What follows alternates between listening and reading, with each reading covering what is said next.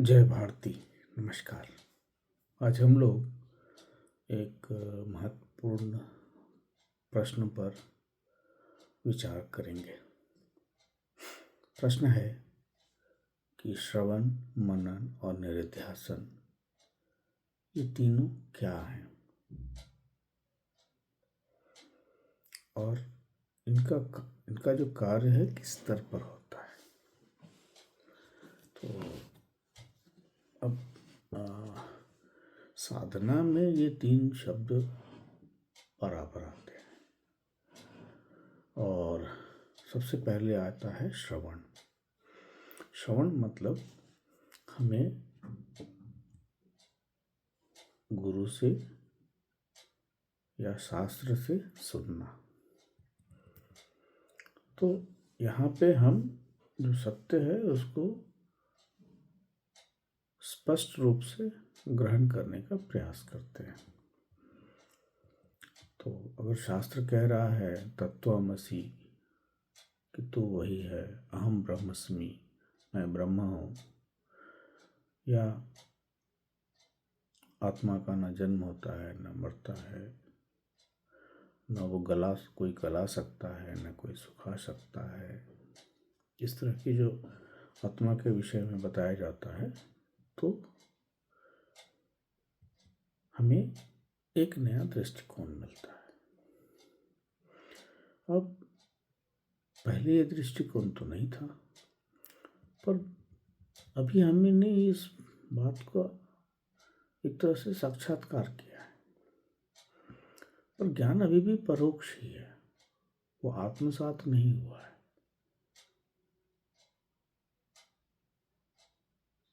तो आप कह सकते हैं कि जो मनन का जो यहाँ पे इसकी जो दूसरी अवस्था है श्रवण के बाद मनन, तो श्रवण की जो है वो मन के द्वारा हो रहा था, अभी मन के द्वारा, और मतलब इंद्रिय विषय आप कह सकते हैं। कान तो इंद्रिय विषय है, तो श्रवण उसी से हो रहा है और यह एक तरह से मन के स्तर पे हो रहा है और मन तो चंचल है, तो इसलिए यह ज्ञान परोक्ष ही है। दूसरा है मनन। यह मन से ऊपर जो विवेक है उसके स्तर पर हो रहा है। यहाँ पे क्या है, जो हमने सुना, जो इंद्रिय विषय के द्वारा मन ने सुना, उस पर विवेक ने काम किया। विवेक ने शंका उठाया और शंका का समाधान ढूंढने का प्रयास किया। यदि मन आपने सुना कि मैं शरीर नहीं हूँ, तो ये पीड़ा किसे होती है। यदि आत्मा नित्य है तो मृत्यु से भय क्यों लगता है, और भय किसको लगता है। तो मनन से जो है बुद्धि सक्रिय होती है और बुद्धि के स्तर पर काम होता है और तर्क होता है, तर्क वितर्क चलता है और फिर विवेक में वृद्धि होती है। तो यहाँ पे आपके विवेक के स्तर पर ये काम होता है, जिसको इंटेलिजेंस बोलेंगे। BMI चार्ट वाले जो चिन्मया मिशन में बताया जाता है, अगर उसी BMI को लें आप, तो बॉडी तो आपका श्रवण कर रहा है और जो इंद्रिय विषय है मतलब कान, तो वो बी में आया। बट ये बी का जो सेंसेशन तो है वो माइंड से ही है, क्योंकि अगर आपका इंटरेस्ट नहीं है तो आप नहीं सुनेंगे। तो अगर मन चाहेगा तभी सुनेंगे। आपका कोई प्रिय चीज़ सुनना चाह रहे हैं, इच्छा है, तभी आप सुनेंगे, नहीं तो आप क्लास में सो जाएंगे। इसलिए वो मन के स्तर पर है। और जहाँ तक मनन है वह विवेक के स्तर पर है। BMI चार्ट में जो इंटेलिजेंस है, बॉडी, माइंड एंड इंटेलिजेंस। तो उस स्तर पर है, और इसलिए वो धीरे धीरे शंका हटती है। पर अभी आपने उसको समझ लिया है।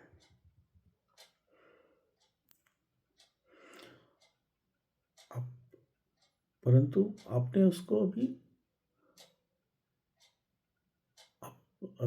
भी अगर कोई आपसे पूछे तो आप कहेंगे कि मैं शरीर हूँ। मतलब व्यवहार में आप कही देंगे कि मुझे चोट लगी है, मैं दुखी हूँ, व्यवहार में कह देंगे। समझ ठीक है कि आप शरीर नहीं है। इसका मतलब है आपकी जो देह के प्रति जो देहाभिमान है वह, या पुराने संस्कार हैं, अभी पूर्ण रूप से मिटे नहीं है। तो अब यहाँ पे निर्ध्यासन का आता है।